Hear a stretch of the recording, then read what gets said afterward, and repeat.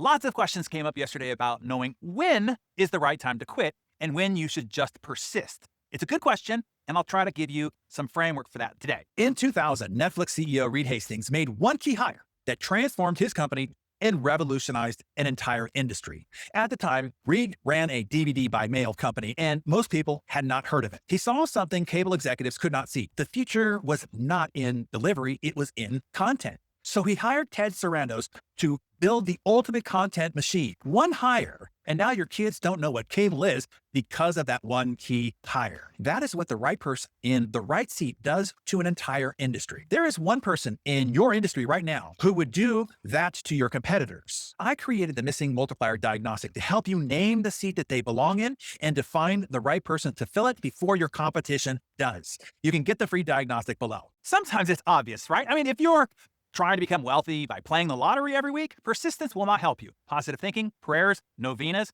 vision boards, none of that is going to aid you either. The only secret to winning the lottery is to quit playing it.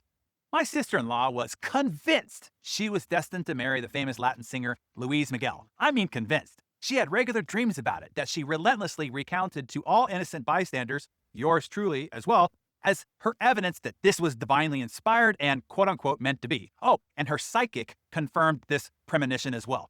And I wish I were kidding. Hey, an infatuation is fine. We've all had them. But she's 50 years old, and the mental, emotional, and psychological investment in this direction didn't leave any room for anything else less than this fantasy. You see, you have to quit on some things so that you are freed to pursue other things, or even just be available for other things as they show up. Fashion designer Vera Wang quit on her dream and career as a figure skater. What a quitter. But I did say Vera Wang, and you know her name, right?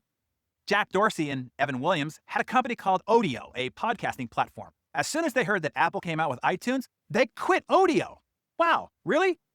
Just in the face of a little fight with a Goliath, you're just going to quit? What weenies, you might be thinking. Now, being freed up, the next thing they decided to start was called Twitter, which is valued at more than $22 billion.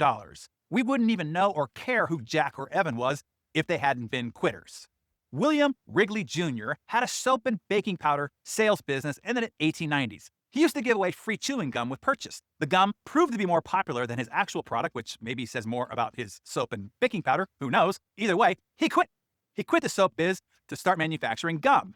Quitter, you shout. Well, today, Wrigley chewing gum is one of the most recognizable brands in American history and still, to this day, generates billions of dollars in revenue annually.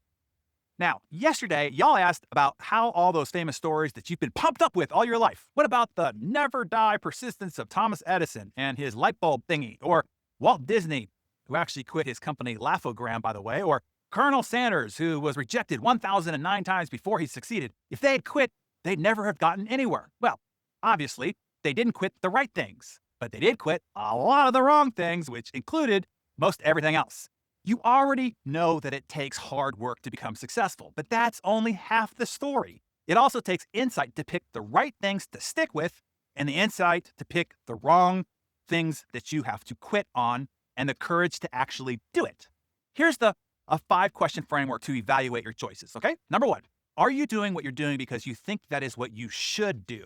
Because it is what your parents, your priest, your peer group, commercial media, or societal ideals tells you that you should do and expects of you.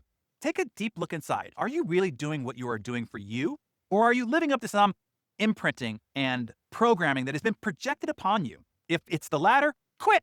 Number 2, if you are no longer loving what you are doing, I mean, at all, the day-to-day grind is exhausting and sometimes debilitating, but you still have a fire for it. If you don't, and you can't regenerate it by refocusing back on the art of it, quit. Quote, "Life's too short to spend it unhappy," said the quitter Paul Allen when he quit on Microsoft back in 1982. Quitting probably cost him $60 billion, but gave him 36 more years of life, and the $20 billion that he had left was still enough to buy happiness, mega yachts, the Seattle Seahawks, and a ton of contribution through his philanthropy.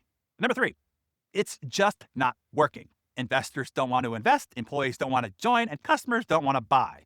Pay attention to the clues. I don't care how much you love it and how much persistence you throw at it. Sometimes it's just not a good idea or a worthy business. It's probably a hobby and should stay one. You need to quit. Number 4, You are now just chasing sunk costs. You are throwing good money at money already lost to try to salvage a minor win and save some face. Bad idea. Time to quit. Write this one down. You want to marry the result, not the business. If the business isn't producing the result, fire the business. And number 5, fear. Fear of what people will think. Fear of damage to your reputation as a winner. Fear of the bruises your ego will suffer. This is when you got a cowboy or cowgirl up and get off that damn horse and quit. There is no shame in surrender. In fact, surrender opens you up to new possibilities and a fresh start. It often takes the closing of one door to create the opportunity to step forward and open up another. Now that you see the evaluation framework, does that clarify things for you? Is there now something that you just might need to quit, and quickly? Share that with us in the comments below.